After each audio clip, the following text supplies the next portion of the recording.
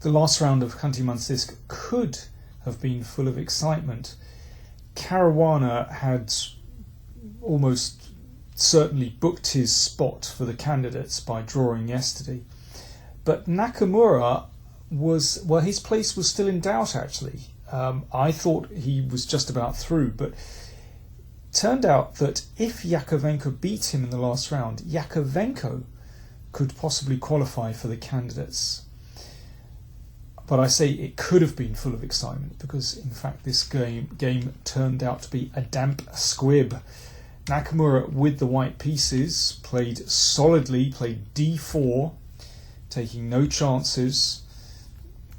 Jakovenko is a very formal player, plays in a very strict style. Nakamura kept things nice and solid by playing this Queen c2 variation. And Jakovenko just couldn't find it in himself to create any kind of real imbalance in the position. You know, he selected a very solid line here.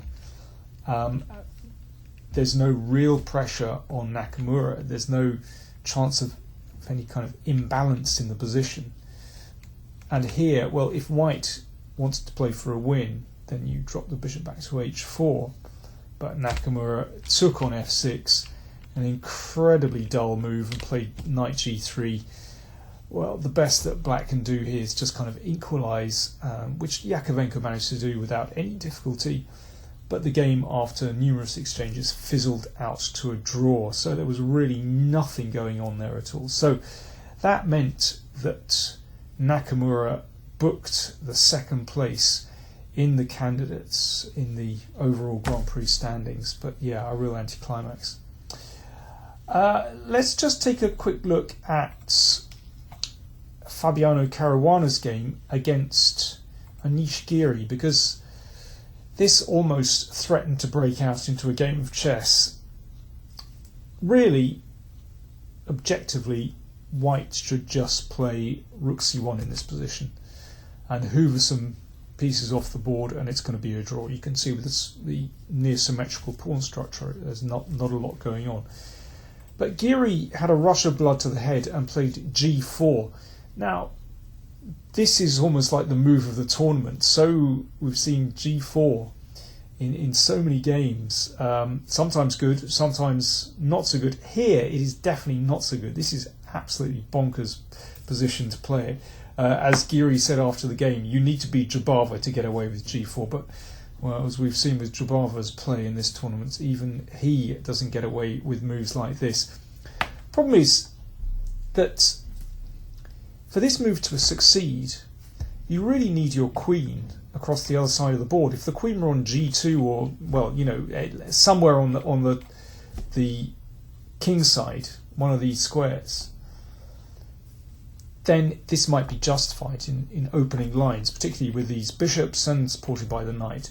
With the queen all the way across the other side of the board on a1, it doesn't really matter if you force open lines. You're not going to get very far.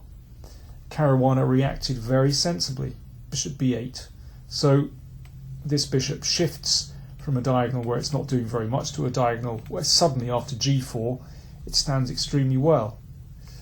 Giri continued with his plan of opening up the king side, but actually black's king is in no danger here, and it's white's king that suddenly looks as though it's in some peril. You can see with the queen here and the knight here and these pawns, well, obviously black has just kind of packed out his king side. There is nothing doing here.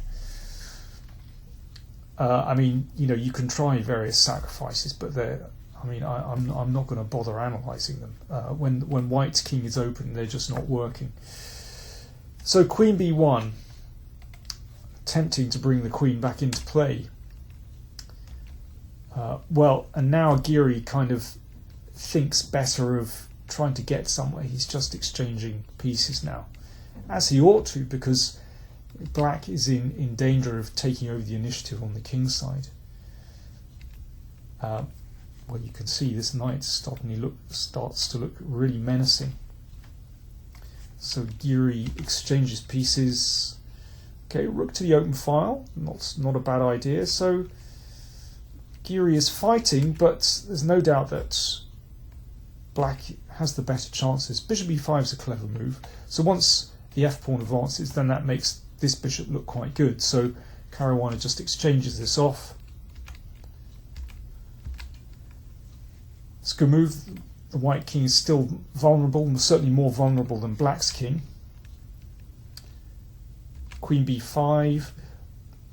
Black is still better here. He needs to get that queen on the long diagonal. And here, I think, if if Caruana had to play for a win, he'd go for king f7 in this position. And, I would still prefer to play black in this position. You can maybe push your c-pawn. But instead, well, Caruana had nothing to play for.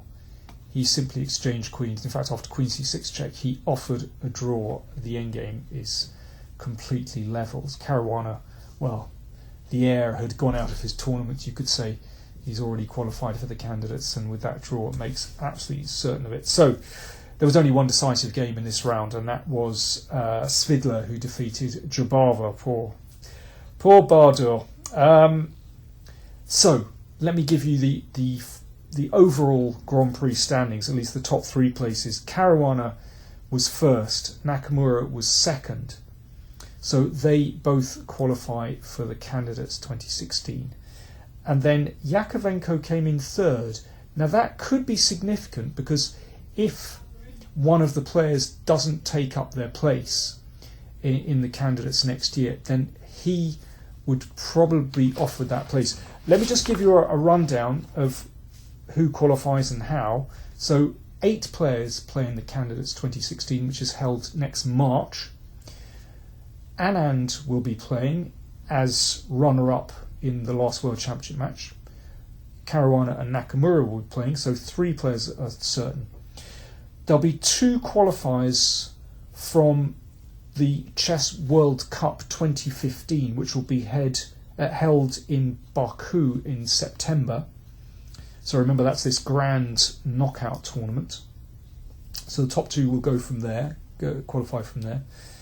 2 players will qualify by rating, but only if they've participated in either the FIDE Grand Prix or the World Cup. And the 8th player will be an organiser's nominee, which is often a very political decision. That's FIDE for you. So anyway, we have that to look forward to next year. If you want to check out my interviews from the Tromsø Olympiad with Fabiano Caruana and Hikaru Nakamura, please do. You might find that enlightening, particularly actually with Caruana, which, with hindsight, is quite interesting in view of his decision to switch to the American Federation. So, thanks everyone for watching these reports over the tournament. Don't forget, you can subscribe to my YouTube channel, Power Play Chess. It's all free, and normally I post videos about once a week when I'm not reporting on these tournaments.